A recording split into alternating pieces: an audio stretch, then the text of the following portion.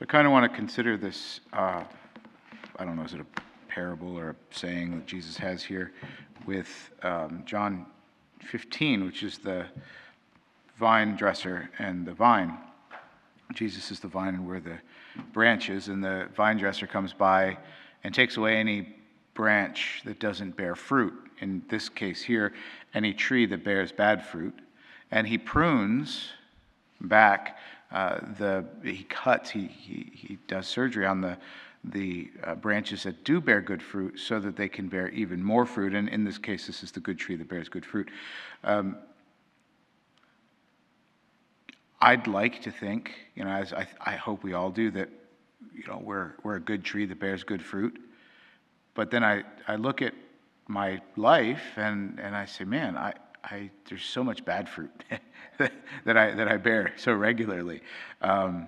It's like Jesus is so pure in this presentation here. You're either a good tree or you're a bad tree. There's no in between. You either have good fruit or you have bad fruit. You can't have both.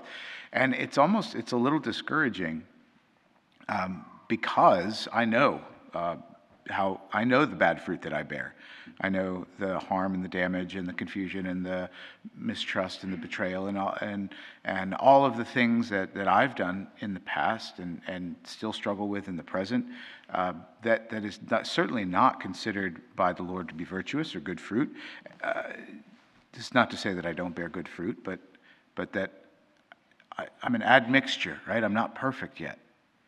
And so I think it's important that we understand this parable in light of the larger scope of what Jesus has taught, and that is that the vine dresser will come by, right? And that if you're a good tree and you're bearing good fruit, but occasionally bear the bad fruit, he'll come and prune that.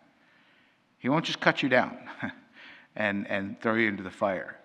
If there's good fruit being produced, if you are a good tree and you're bearing good fruit, but occasionally you bear that bad fruit, if you call the vine dresser over and call the gardener over, and be bold and point out that rotten branch, that bad cluster of grapes, that bad fruit, and you say, I don't want this. It's ruining my otherwise good tree. And the Lord will say, yeah, I don't want that either. It's ruining you, my otherwise good tree. I'll take it away, right? But we have to be willing to, one, point it out to the vine dresser with confidence, without fear, and in a vulnerable way, in a truly vulnerable way. Lord, look, this is my rot. This is where the rot is. Not try to hide it. Adam, where have you gone? You're hiding from me, right? You can't fix that. But rather to come out and say, Lord, look at this. Look at how great you've made me, but look at this spot here. It's gross. Can't you do something about that? Yes, I can. And I'd be happy to do it. Would you like me to do something about it? Yes. Will you please? Yes, I will. Right? And this sort of we fail so often to appreciate just the level of intimacy and companionship, friendship, unity that God really wants with us, right?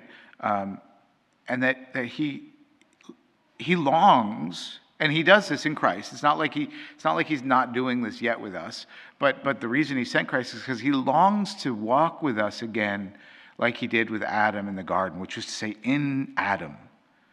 Right, to fill Adam with himself, to be that intimately united with his creature that he made, humanity, in which he takes so much delight.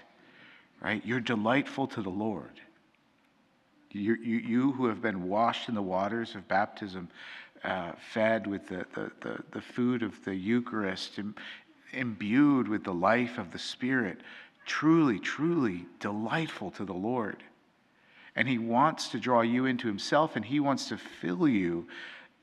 And in order to do that, he needs to prune us so that we can be truly the shape that he wants us to be for him to fill us, right? So you all have been made good trees in baptism. You've been filled with the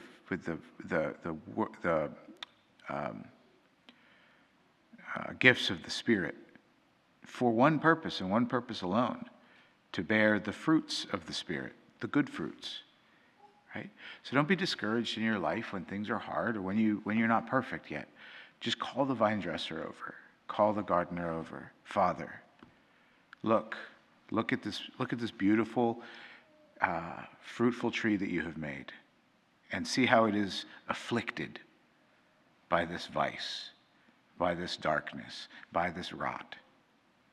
Divine physician, heal me. Gardener, cultivate me. Pruner or vine dresser, prune me. And he will do that. And he'll do that for no other reason than, well, for two reasons. One, because he loves you, and two, because he wants you to be with you. These are the only reasons that God does what he does in the life of those he has chosen as his elect. Simply because he loves you and because he wants you to be with him. Right? Do not fear the Father. Do not fear the retribution of the Father for your bad fruit, but rather see the Father as the vine dresser who wishes only to cultivate you, to prune you, to heal you, to be the very best that you can possibly be for his glory and for your salvation in his heart.